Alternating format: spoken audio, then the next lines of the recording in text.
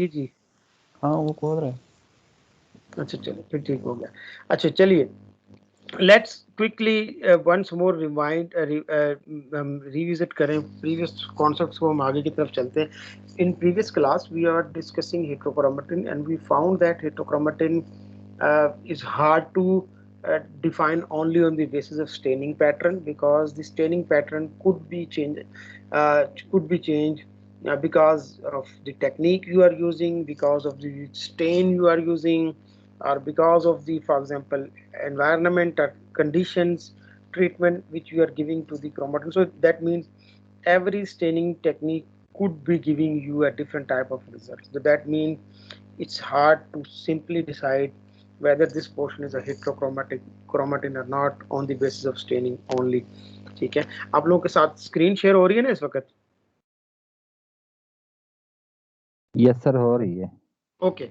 uh, and this difficulty was realized very early in the heterochromatic research, even in the time during the time of Heitz, who for the first time, when stain the polytene chromosomes of heterochromatin, he realized that the some of the portions of the heterochromatin are more intensely stained as compared to the other heterochromatic, although both of them were heterochromatin, because they have more stain compared to the euchromatin.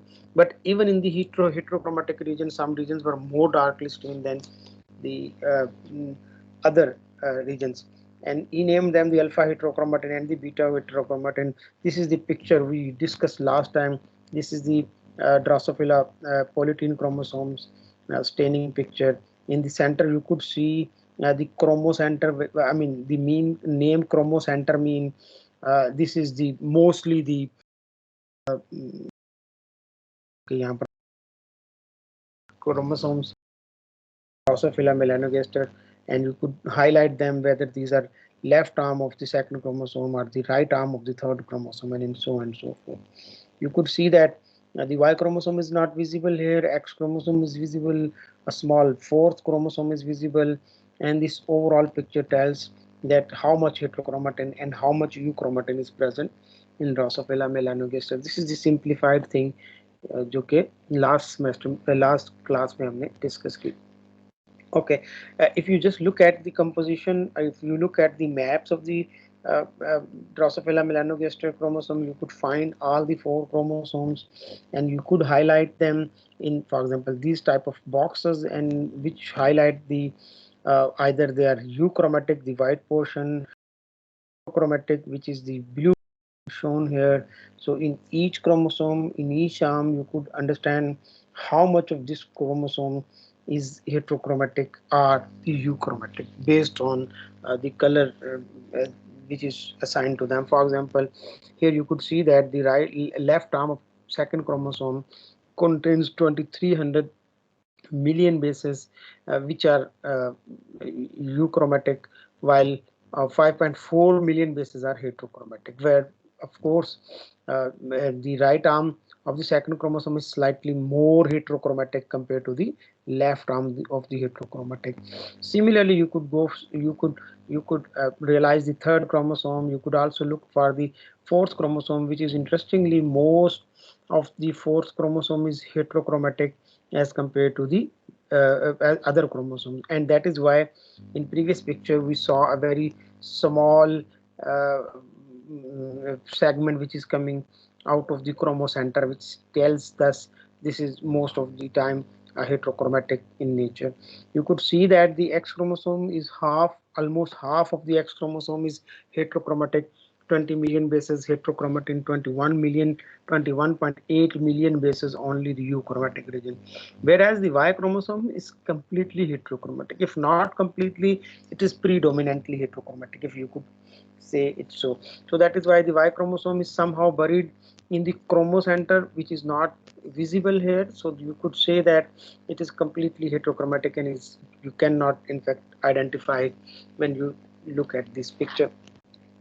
Similarly, I mean there are of course different type of characteristics जो heterochromatic and euchromatin से related हम assign की गई हैं. On the basis of these characteristics, you could they are helpful to somehow identify whether some region is heterochromatic or not. I mean, of course, it's not the hard and fast or thumb of the rule that these all has to be fulfilled, but most of the time the heterochromatic is the darkly stained. It contains repetitive sequences.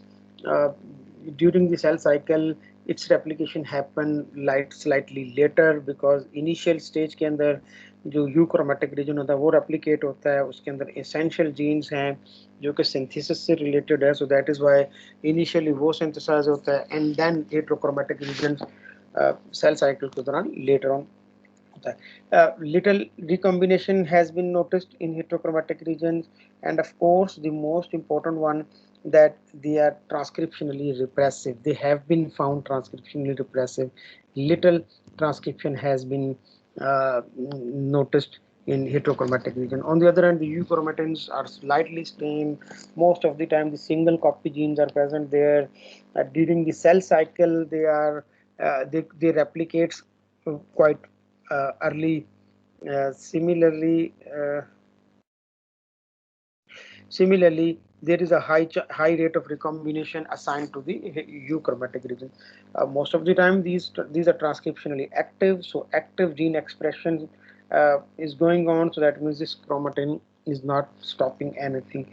Similarly, in humans, you could also assign uh, also classify the chromatin into two different fractions, facultative heterochromatin and constitutive heterochromatin, just like the alpha and beta heterochromatin in Drosophila melanogaster. The facultative one is the heterochromatin which is somehow more closer to the euchromatin, so that means the gene expression is possible within the facultative heterochromatin. So sometime when there is a requirement, this heterochromatin is converted back into the euchromatin and then again converted back into the heterochromatin. So this is how you could say that the facultative heterochromatin is different than constitutive one, because whatever is whatever is within the constitutive heterochromatin, it is not going to speak for most of the time. That means it will be constitutively heterochromatized. So that means it is never euchromatin. So most of the time the centrometric region are in fact the constitutive heterochromatin.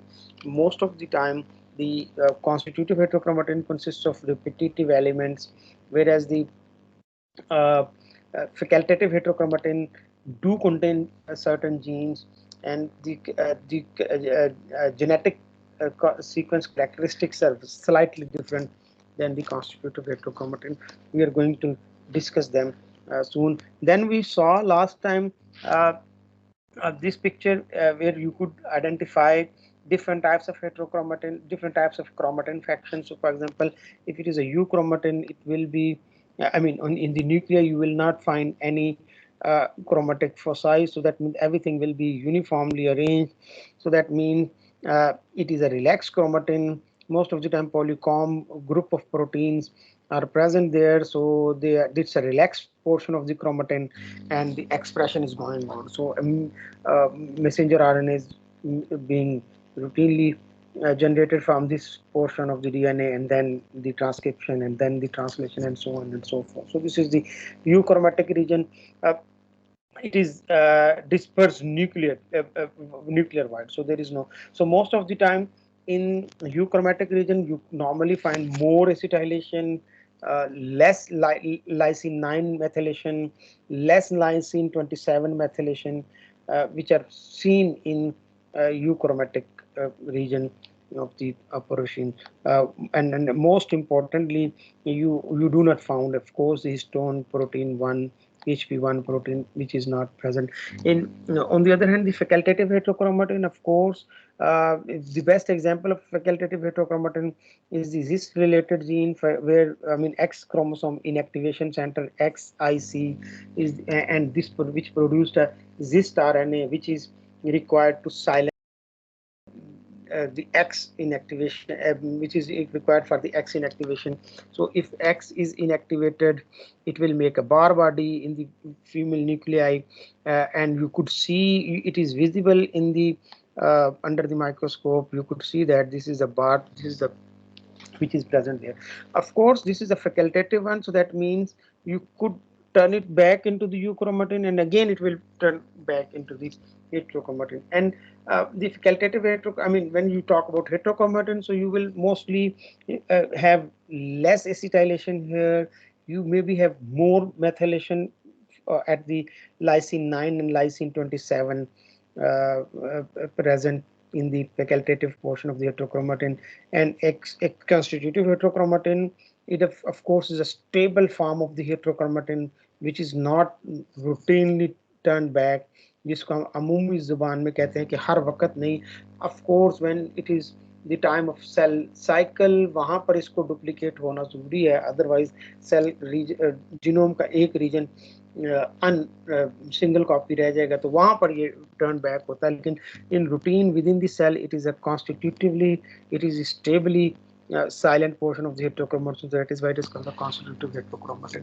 A double stranded RNA, small double stranded RNA, and in other words the microRNAs play a very vital role, non-coding RNAs, in making this part of heterochromatin. And of course you have high probability of finding lysine 9 methylation, lysine 27 methylation, and the presence of histone protein 1, sorry, histone kind of heterochromatin associated protein 1, which is called HP1 protein, is also found in most of the cases, so which make them constitutive heterochromatin. So if you constitutive heterochromatin, so if you look at the under the microscope, you will find heterochromatic foci like this. So that means various regions of the chromatin are stably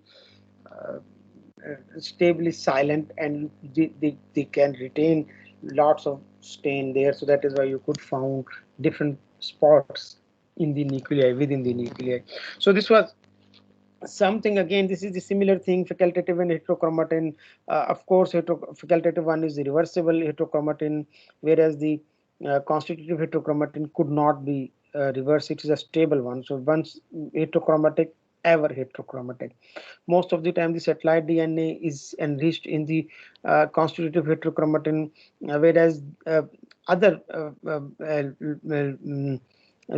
repeats like which are called transposable elements like lines and sign segments are present mostly in the facultative heterochromatin.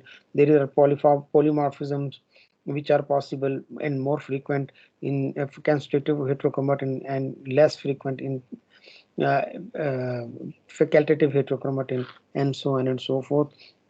One slide, quick slide about the formation of heterochromatin, which is a very important slide, and of course we have discussed that last time, and because you were finding it difficult, so I found it once more interesting to just discuss the whole thing, rewind the whole thing quickly, so that we could understand everything better. So heterochromatin formation normally begins with the action of deacetylases, and of course this deacetylase is the CYR4 deacetylase. I mean, here is here a region of telomerase is shown, where the CYR4 and along with the CYR2 and CYR3 enzyme start working there, and of course this region start doing deacetylation. Normally CYR2 meter deacetylation is at the lysine 16 of stone H4. This deacetylation make this chromatin compact one. I mean, we remember that this deacetylation normally relax the chromatin. So the reverse effect will be happening if there is a deacetylation going on. So CYR2 deacetylation at the lysine 16 make the chromatin compact one, and with the action of this compaction, other other histone modifiers like methylation and other deacetylation or cross talk mechanisms could start, and this reaction in fact spread along the whole length, which means this action is going on from one nucleotide to the other nucleotide, and the result is a large portion of the chromatin is deacetylated, which results in compaction formation. And of course if it is a telomere end, it could turn back and make even a more tightly or constitutive heterochromatic formation, which is normally very hard to break. I mean, it's a very silent region of the chromatin. The action of another enzyme, which is called SAS2 enzyme at the boundary elements, in fact stop this spread. Otherwise this will move on to the whole length of the chromatin. The action of this SAS2 is to acetylate the similar lysine, which is called lysine 16 of histone H4. So now we have two competing interests. The SIR2 enzyme deacetylate histone H4K lysine 16, whereas SAS2 acetylate lysine 16 of histone H4. The action, the competing action of these two, in fact, decide the, in fact, stop or hinder the spread of heterochromatin. So the action, the acetylation of SAS2 leads to other recruitment of other proteins. For example, RAB1, HSCTF1 proteins, and of course this also invite other modifiers. For example, the methylation at lysine 79 of histone H3, which is in fact a good one, which is not a repressive mark for histone compaction. It all starts there, and as a result of all these actions which is initiated by this acetylation, the spread of heterochromatin is stopped. So that means the heterochromatin is no more going to go. Otherwise, uh, if this action happen, whole length of the chromosome, or whole arm of the chromosome is going to be heterochromatized. That means all the functions of that region, all genes present in that region might face uh, severe silencing, and which is not in fact favorable for survival value of the organism or any other thing. So this was how the heterochromatin formation spread, and how the boundary elements and the opposing impact of other enzymes could stop it and uh, make it limited to that region only. Then we discuss some of the techniques, some of the research about the heterochromatin DNA formation. So, for example, you could go for you wanted to see what type of DNA is present in the heterochromatin. This is just the basic interest, and you wanted to know whether DNA present in the heterochromatin is just the same as it is present in the euchromatin. And of course, fundamentally, we think that all of the DNA is made up of 4 different nucleotide bases. So that is why we do not think they are different than any other thing. So that means ideally it should be the similar. But of course, the scientists could think in those lines in order to see any interesting difference between a normal DNA which is present in the euchromatin and the DNA which is present in the heterochromatin. You could arrange something, an experiment like this. So this is the experiment where you isolate the whole of the DNA, and this DNA must be free from the protein, so there is no protein present in there. So it's just the DNA, and when you isolate whole of the DNA, and you could go for uh, a technique which is called the density gradient technique, and we have seen this density gradient in case of chromatin research when we discussed higher order of chromatin organization. We talked about sucrose gradient, and this time if you wanted to look for the heterochromatin DNA, I mean, no, the scientist has used the cesium chloride gradient. So cesium and chloride, solution of cesium and chloride, and we know that I mean, if this uh, uh, solution is present, it can create at higher centrifugal force. It can create a gradient of different densities, because cesium is a heavier element, chlorine is a lighter element. So it will be between two limits. There will be a gradient of higher to lower. So the DNA could arrange itself according to their buoyancy according to their density. So as a result, you could separate different fragments of the DNA. So this is the cesium chloride. You load the overlay the DNA in the tube and you spin it on in ultracentrifuge for a longer period of time, and what by the end of the day you could find different fractions of the DNA. So this is the main DNA, this is the smaller fraction of the DNA. It has nothing to do with any special type of DNA. Main DNA means the big peak, big chunk of the DNA which you found in this in the genome. So this is the major chunk of the DNA which you find here.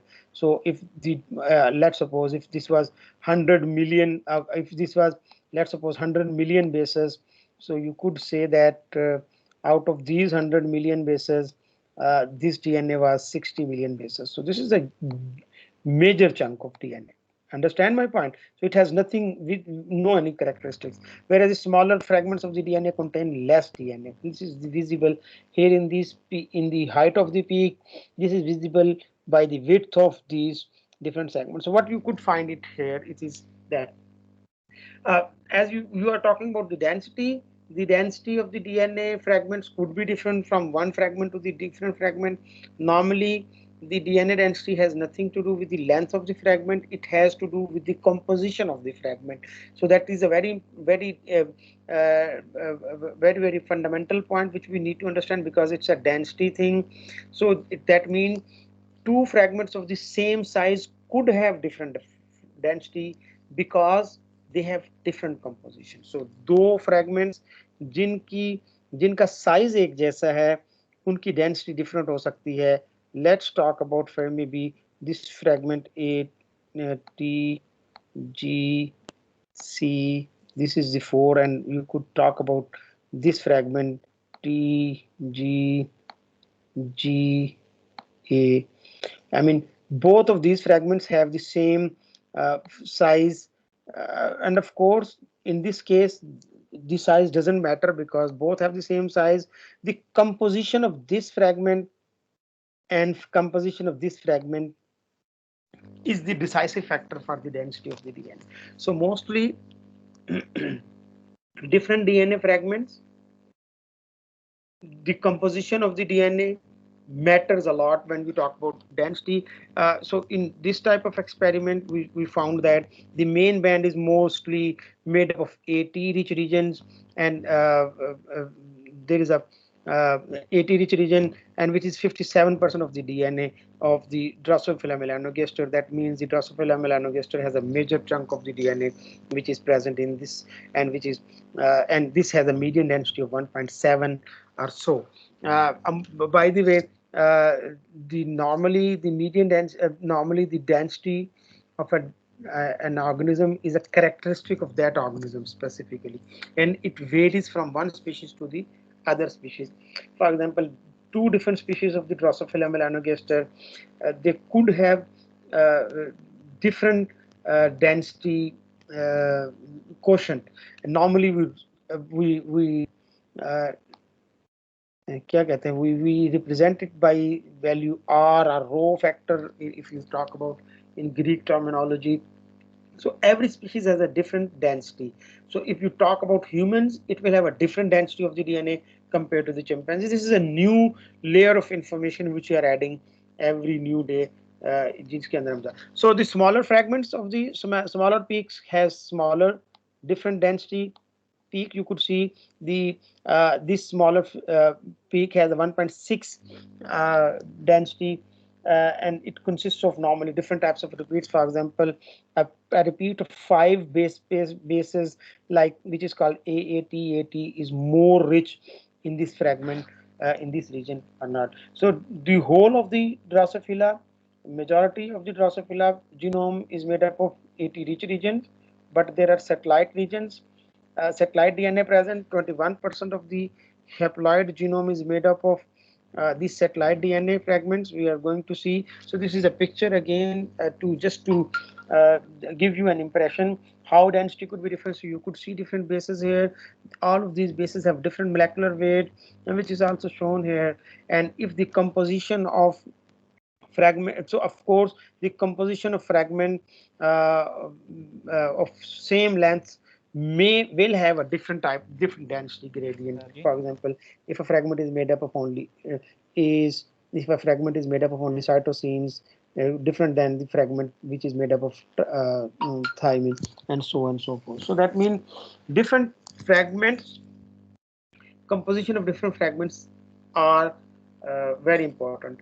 Normally, density of the AT rich regions are less than the density of GC rich regions. So this is a very crucial point जो कि यहाँ पर highlight भी किया गया है. So that means if a DNA fragment is rich in AT, it will have a more density compared to the fragments where there is a less density. So this is the picture which is for the okay, so you got the DNA fragments, different DNA fragments from this experiment. यहाँ से आपने separate किए. You could go for sequencing, and of course I took, for example, this DNA and go for sequencing, and then I found that this peak is made up of, let's suppose, this uh, uh, DNA fragments. So for example, these are the sequence of the DNA which are present there. These are called satellite DNAs, and here the density, average density of these fragments are present, and and this table highlight also the location of these fragments. So because you have done now the sequencing and you know the exact location of these fragments, and you know that this fragment is present at the chromosome 2, 3, 4, or chromosome X or Y, so you could go for overlay and then you could see that. So for example, this fragment, which is a big fragment, which is called A, which is made up of AAT, AAAC, has a density of 1.66. It was not, it wasn't, it was, they didn't locate it on, they didn't locate it on X chromosome, but they do locate on Y chromosome, and of course 1.6 million bases of the Y chromosome were repeats of this fragment TAATAAC. So that means this fragment was repeated 1.6 for 1.6 million bases. So it was repeated again and again and again, maybe with small distance. And so similarly, another repeat, which is a very common repeat, AATAT repeat with the density of 1.6 was present on X chromosome, was present on Y chromosome number 2, 3, chromosome number 4, and of course, and each of these fragments has different millions of bases which were somehow encompassed by these fragments. So by the end, you could enlist different types of satellite DNA, and these different types of satellite DNA, by then you can calculate the total satellite DNA present in these chromosome. For example, the chromosome number X contains 16.1 million bases of satellite DNA, chromosome Y 32.5 million bases of satellite DNA, chromosome 2 11.1 million bases of satellite DNA, chromosome number 3 3.6 million bases of satellite DNA, and chromosome 4 6 million 3 millions of bases of satellite DNA. Just by looking at the number, you will say that Y chromosome has the most satellite DNA. But yeah, on the other hand, you could say that the 3 million bases are very little than the 11.1 million bases. I mean, you could just focus on this. This is in fact not telling us the right picture. For example, if you just look at these two numbers, 11.1 million bases of chromosome number 2 and 4 million base, 3 million bases of chromosome number 4, you could say that the chromosome number 4 is less heterochromatized compared to the chromosome 2, क्योंकि यहाँ पर ज़्यादा millions of bases satellite DNA की है. But the exact reality can only be obvious if you look at the total number. So the total number of chromosome number 2 are 62 million bases. So out of 62 million bases, only 11.1 million bases were heterochromatized, whereas chromosome number 4 has 6 million bases only, and 50% of the chromosome are satellite DNA. So that means half of the chromosome is heterochromatic. This is the true picture. So number of these numbers are just misleading until unless you just see it in totality, in complete form. So here you could found that this is just maybe the 20% of the DNA. If I'm making it an exaggeration, how could you say that? Yeah, roughly 18% of the chromosome is heterochromatized or satellite DNA. So compared to 18%, the 50% is much more. So this is the whole thing. So what we understand is that the DNA, the composition of DNA is very important when you talk about such type of stuff. So this is a heterochromatic region. Similarly, not only the satellite DNA, transposable elements are also present in humans.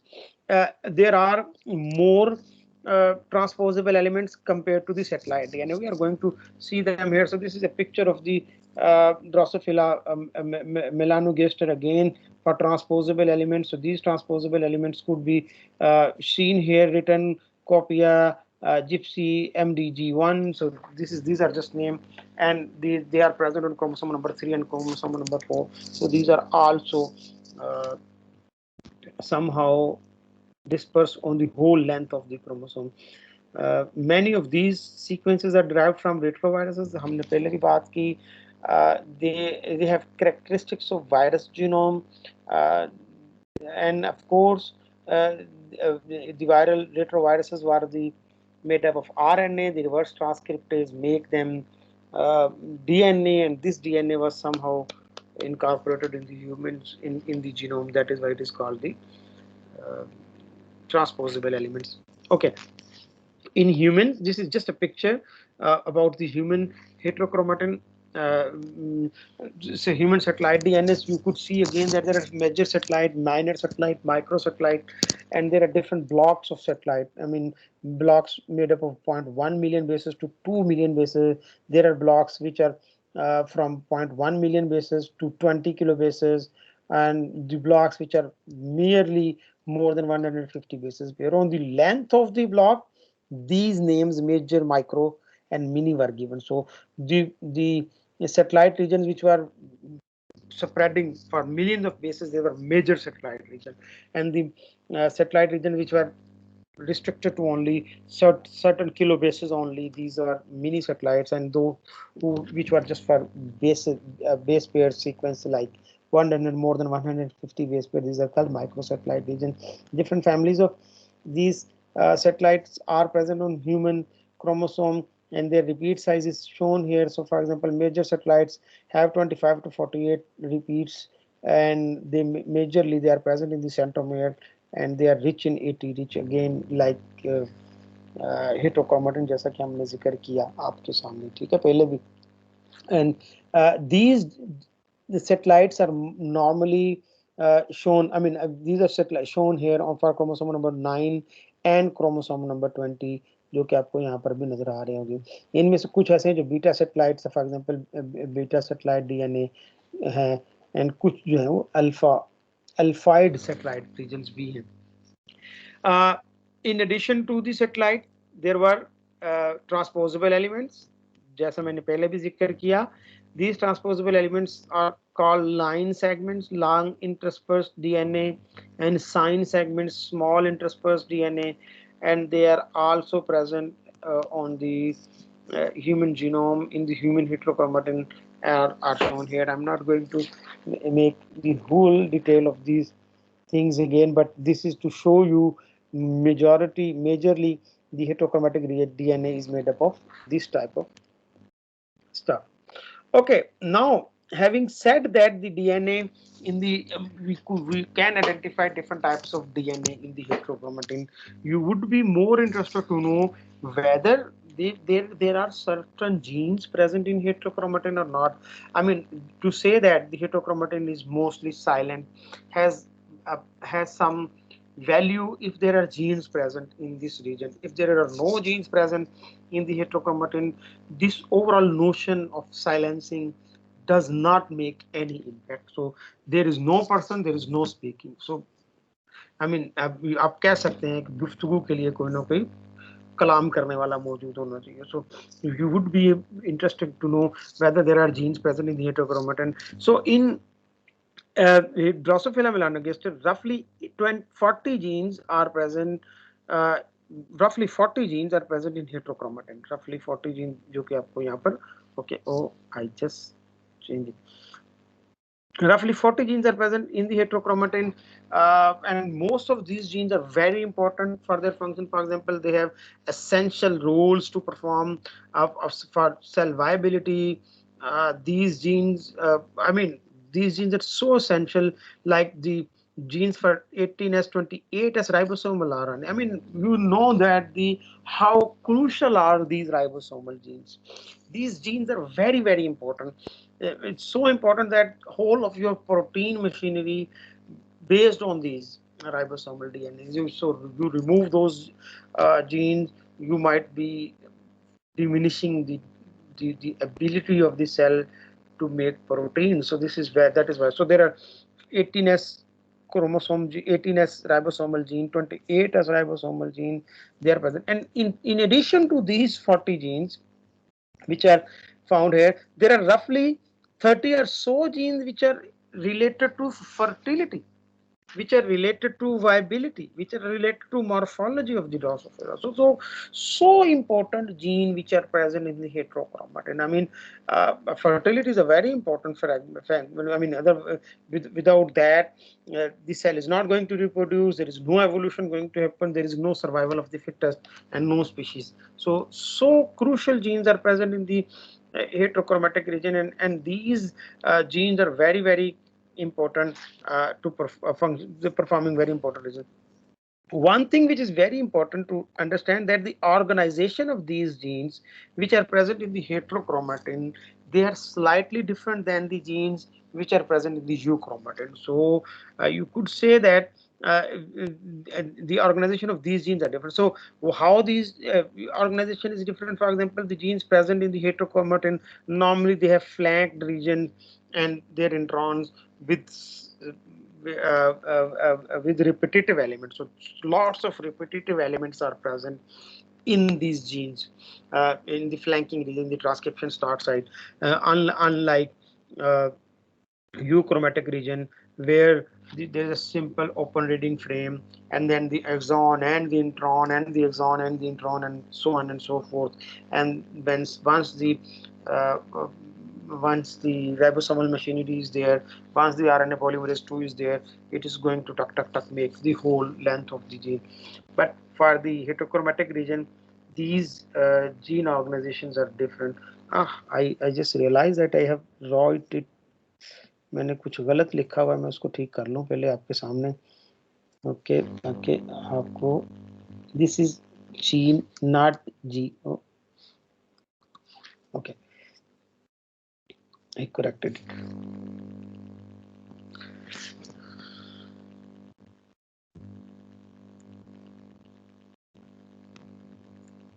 चलो भाई. Okay, so one factor, one very important fundamental thing जो मैंने आप लोगों को highlight की, the organization of the genes are different than euchromatin. Most and another interesting feature is that the genes which are present in the heterochromatin, they not only tolerate this particular environment, which is a hard environment, of course, a tightly packed environment. Sometimes this environment is important for their functionality as well. This is a very important feature, which is very क्या कहते हैं ना, crucial at this point. हमें इसको भी understand करना चाहिए. Let me ask you, what do you think if you put that gene which is present in the heterochromatin and put it in a euchromatic region, will that gene function equally, वैसे ही perform करेगा, or their functionality will be more pronounced, बहुत ज़्यादा अच्छा काम करना शुरू कर देगा क्योंकि अब हेटरोक्रोमेटिन से यूक्रोमेटिन में आ गया है, या कुछ और होगा? क्या कहते हैं आप लोग को, ज़हन में क्या आता है? सर जीन की जो फंक्शनैलिटी होती है उसकी पोजीशन पे बेस करती है. एक्सपेरिमेंट्स भी किए गए थे ना जहाँ पर जीन रिमूव की गई थी, उसकी पोजीशन चेंज की थी, तो उसने दूसरी जगह पे वर्क नहीं किया था. So you mean that the gene will not function there? Sir अगर उसका प्रोमोटर और बाकी सारी रीजन्स भी उसको वहाँ पर मिल जाती हैं तो मे बी वो फंक्शन करे. Okay, so this is a very interesting point. Of course, इस phenomena composition effect variegation कहते भी हम उसकी तरफ आने वाले हैं. इसी लेक्चर का सेकंड हाफ जो है वो पोजीशन इफेक्ट वेरिएशन के मुताल्लिक भी है, क्योंकि हेटरोक्रोमेटिन and position effect variation is very important thing. So the point here is that even if you remove those genes from the heterochromatic region and put them in the euchromatic region, they lost their function, or at least they reduced their functionality. I mean, this is a very uh, amazing thing. In a way, we were expecting that you are giving them a more expression pro environment. ऐसे ही है ना, हम ये समझ रहे थे कि हम इनको एक्सप्रेशन प्रो एनवायरनमेंट दे रहे हैं, क्योंकि अभी यहाँ पर हेटरोक्रोमेटिन में रहते हुए इनका एक्सप्रेशन थोड़ा स्लो है, and you put them from हेटरोक्रोमेटिन and put them into euchromatin, and of course by putting in euchromatin they might function properly, but what happened normally, their expression is either reduced or lost. This tells that this reversal effect जो करना चाह रहे हैं, आप एक जगह से दूसरी जगह पर उसको उठा के रखना चाह रहे हैं, it do not work. So that is why this environment is somehow suitable for their expression. This heterochromatic environment is suitable for their expression. So that is why it's not gonna change anything. One thing which is important, we understand that, and interestingly, these genes which are present in the heterochromatin, they are somehow evolutionarily conserved as well. So we would never know what type of environment is important for them, or what type of fundamental aspects are जो कि इनको इस जगह पर suitable बनाते हैं. अभी हम उसकी तरफ बाद में आएंगे, बट वन थिंग जो मैंने सोचा आपको बताता चलूँ, वो हेटरोक्रोमेटिन फॉर्मेशन के मुताल्लिक ये थी. अभी हम पोजीशन इफेक्ट वेरिएशन को लेटर ऑन भी डिस्कस करेंगे. Okay, so now we know. Sir हम ये कह सकते हैं कि जो यूक्रोमेटिन है वो म्यूटेशंस पे ज्यादा प्रोन है, उधर म्यूटेशन ज्यादा होती हैं एज कंपेयर टू हेट्रोक्रोमेटिन, या हेट्रो पे ज्यादा होंगी? देखें, अगर तो पॉलीमॉर्फिज्म की बात करेंगे तो शायद पॉलीमॉर्फिज्म ज्यादा आपको मिलेगी हेटरोक्रोमेटिन में compare to euchromatin. Mutation rate शायद यूक्रोमेटिन का ज्यादा मिलेगा आपको. वाई पॉलीमॉर्फिज्म वहां पर ज्यादा है? क्योंकि वो वहां पर प्रिजर्व हो गई जाके. जो चीज हेटरोक्रोमेटिन में गई वो क्या हो गई? प्रिजर्व हो गई. So that means if it is present in one organism, it is going to copy similarly to the other organism. As far as the mutation is required, mutation is concerned, the mutation is a random change. So this random change is easily happening in the euchromatin region. So if it is happening in one organism, it is not it has a very little chance कि वो दूसरे किसी organism के अंदर भी वैसे ही copy हो जाए. So you can say that the euchromatin is more mutation prone compared to the heterochromatin. ठीक है, इसकी तरफ हम इसकी तरफ देख सकते हैं. Okay, now we know that the what type of DNA is required for heterochromatin formation, what type of genes are present in the heterochromatin. There is another aspect of the whole story. Are there specific proteins which are present in the heterochromatin? So one thing we need to understand that the heterochromatin is a chromatin. So other proteins which are present in any other type of chromatin, they are also present in this type of chromatin. So there are multiple proteins, 4 proteins, histones proteins जिनको हम कहते हैं H3, H4, H2A, H2B. They are present in any type of chromatin. So they are present in the heterochromatin. So there is no specific thing, but somehow not only you can not only looking for the protein, but you could also think that these proteins have different types of modification pattern. So the proteins, although are same in heterochromatin and euchromatin, but their modification pattern might be different from one region to the other region. So that means it could be possible the euchromatic region is more acetylated compared to the heterochromatic region, or heterochromatic region is more rich in H4, more rich in H9, in H3K9 and H3K27 methylation, and the euchromatin is less enriched with H3K9 and H3K27, and so on and so forth. So that means different types of modifications could be different in these organisms.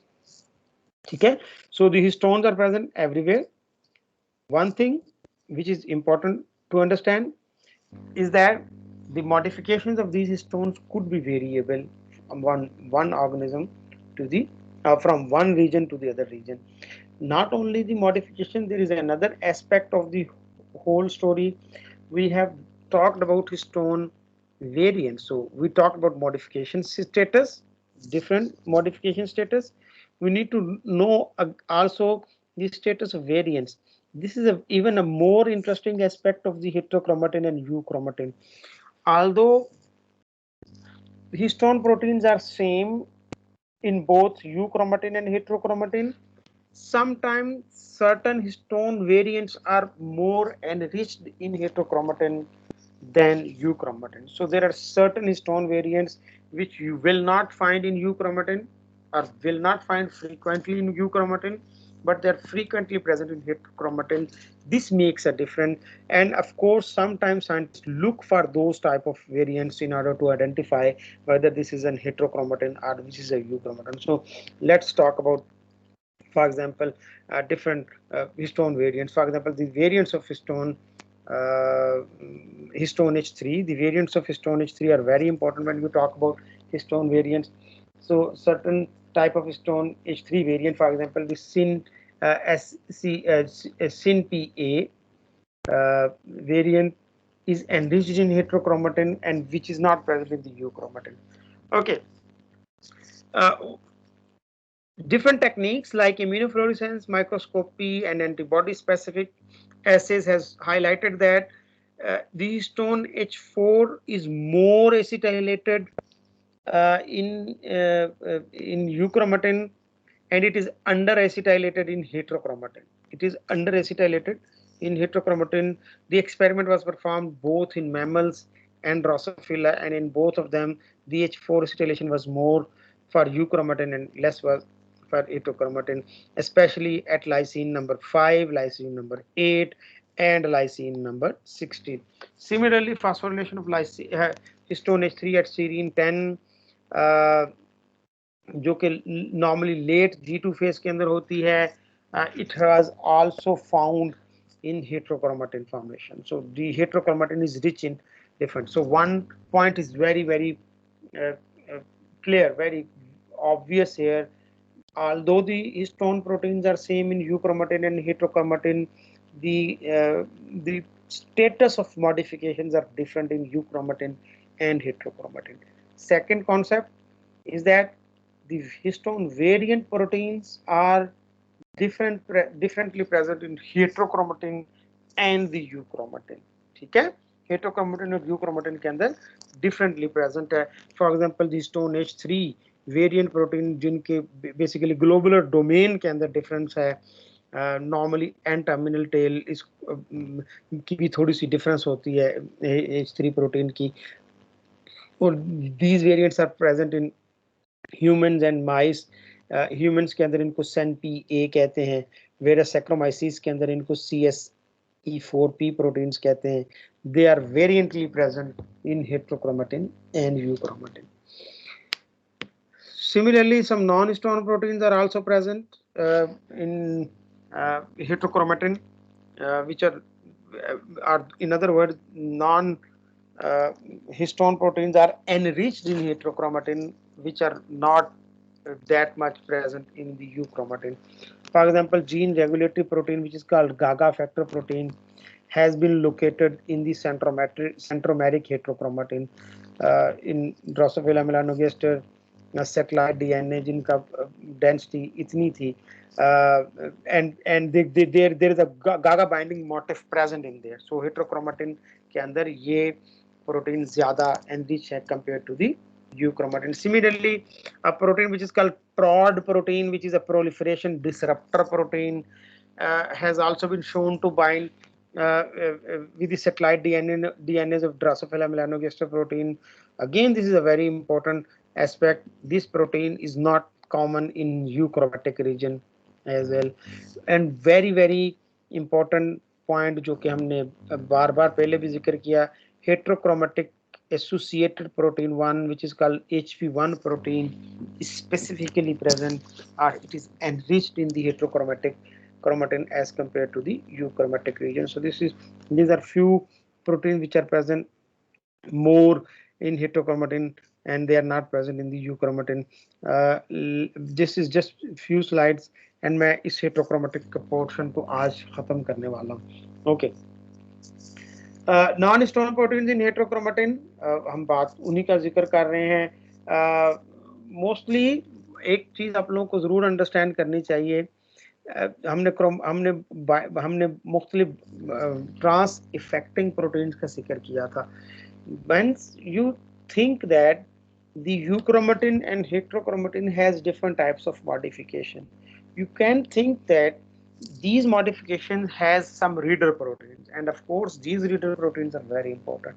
For example, if there is an acetylation, its reader protein is a bromodomain containing protein. If it is a methylation, its reader protein is a chromodomain binding protein, or maybe a PhD binding protein. So this is something which is about, सो हमने क्योंकि अभी थोड़ी देर पहले discuss किया कि heterochromatin के अंदर methylation शायद लाइसिन 27 की, लाइसिन 9 की H3 के ऊपर, हिस्टोन H3 के ऊपर ज्यादा है। तो इसका मतलब है कि दो proteins, the protein which contain chromodomain has better chances to bind with those region. So this is one very very important, very very simple fact which जिसको हम डाइजेस्ट कर सकते हैं।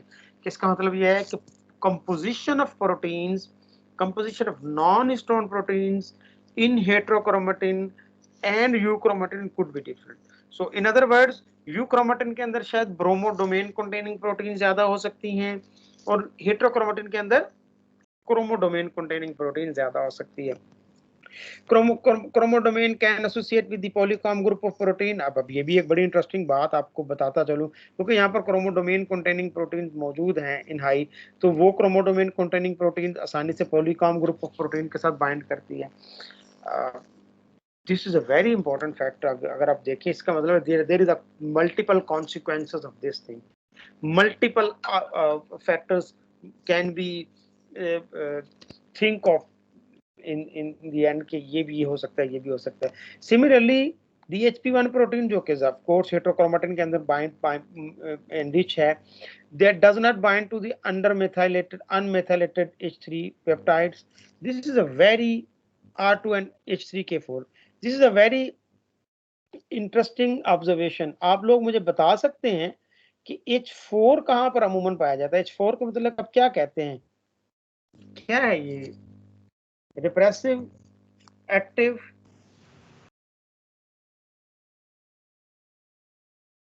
इसका एक्टिव में आते हैं sir 4।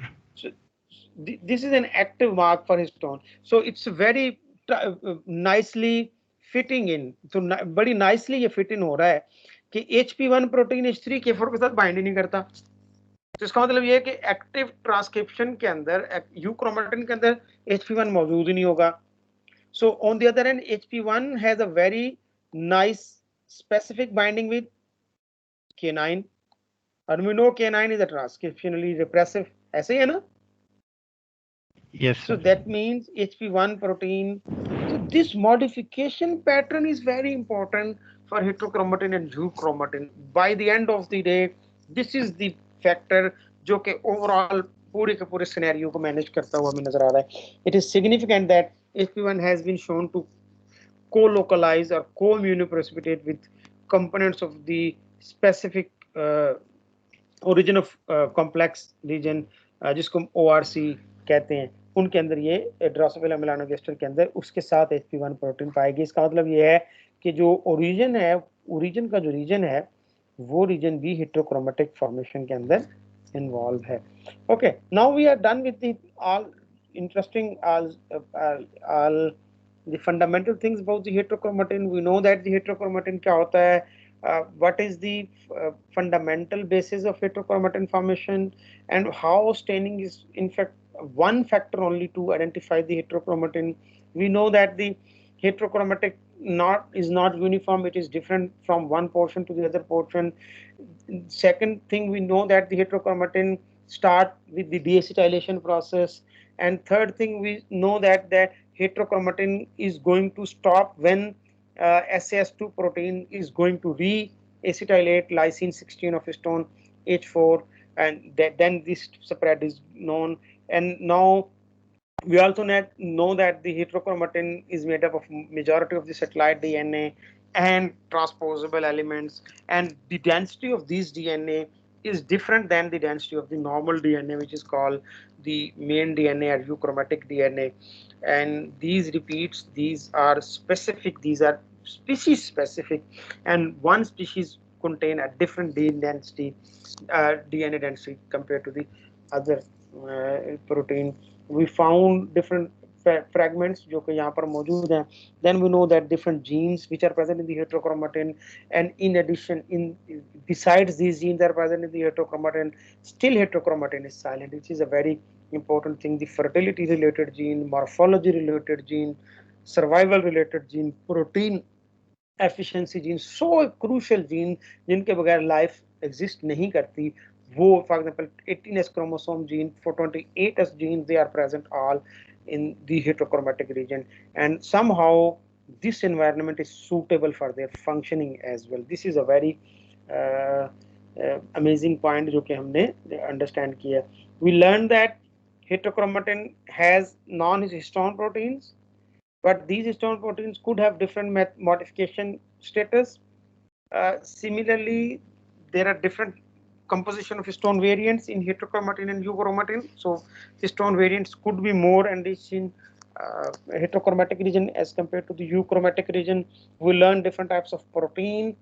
They're like GAGA proteins, PROD proteins, and these proteins are enriched in the heterochromatic region compared to the euchromatic region. We also learned that these there are reader proteins which could be different in heterochromatin and euchromatic region, जिसकी वजह से consequences different हो सकते हैं. One of the example of the heterochromatic region is the telomeric end, and we know the telomere ends are at the normal length of the chromosome, at the end of the chromosome.